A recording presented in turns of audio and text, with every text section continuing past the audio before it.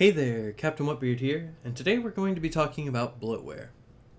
So when you buy a new phone, you may notice that it comes with an email client, a photo gallery, and several other apps pre-installed. And you'll most likely be just using those apps for the purposes that they're there for, or you won't use them if it's a function that you're not really invested in, right? But pretty much everybody uses email and a photo gallery. So the reason why these come pre-installed is because the software developer knew that nobody would go out of their way to find their software because the quality really isn't that good.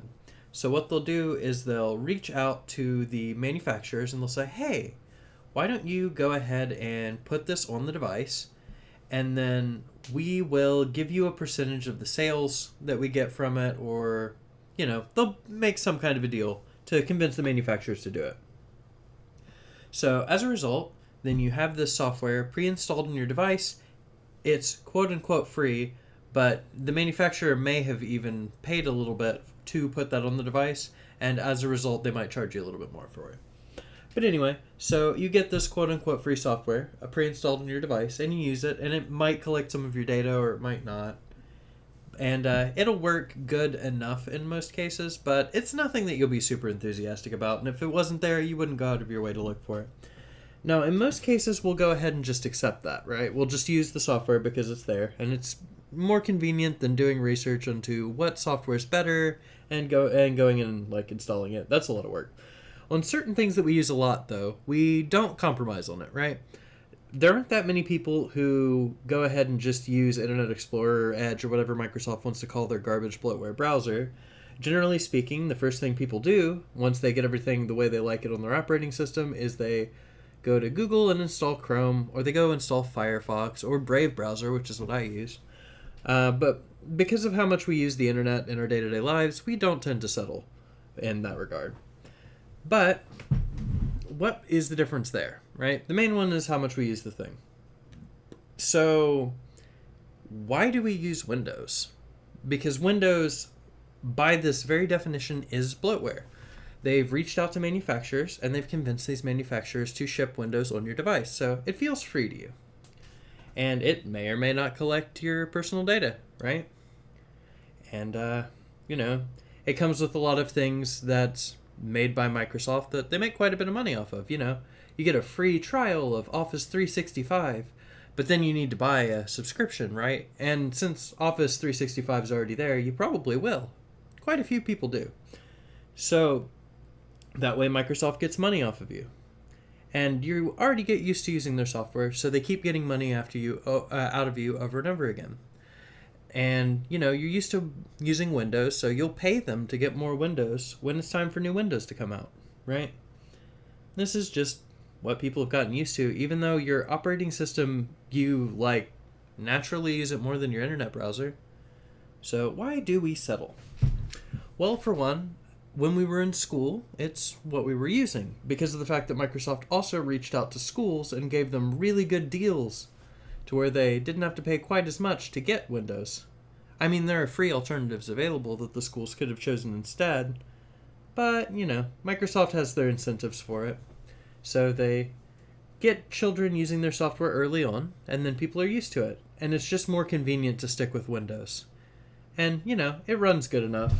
And because most people are using Windows, because of that, game developers mostly develop for Windows. And, all the software is developed for Windows. You don't necessarily want to switch away from that because, all the stuff only runs on Windows, right? Well, actually, no. Because you see, there's a project called Wine that's been around since 1993. And you may have heard of it or you may have not. It allows Windows applications to run on Linux, as well as on Mac, actually. But it works better on Linux. So, Wine, when it started out, it didn't necessarily have great compatibility, especially with games. Games didn't run well on it at all. But that was 28 years ago. As you can see, it's been in active development for quite some time. The last preview release was only 9 days ago. So, nowadays, pretty much almost any software that you run is that's made for Windows is going to run on Linux.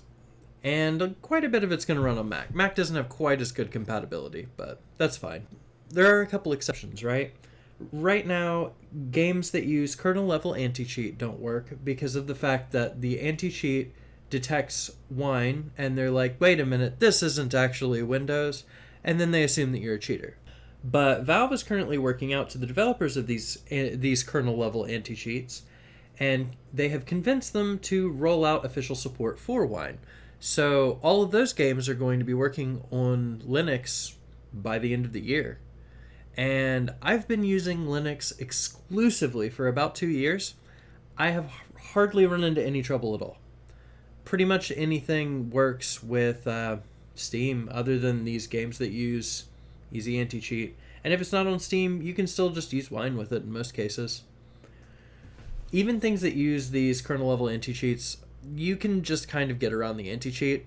It's the same process that you'd use if you were actually cheating, because trust me, people do cheat on these games. You just disable it and make it think that it's running. But that won't be necessary in December anymore. If pretty much any software runs and pretty much all the games run, why do people keep using Windows, right? It's bloatware.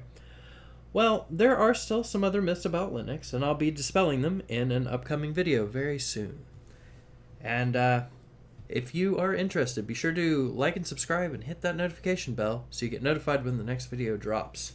Because I have a lot to say about this topic, and I think you'll find that you're going to have a better time with Linux. But anyway, I'll see you in the next one. Have a great night. Peace out.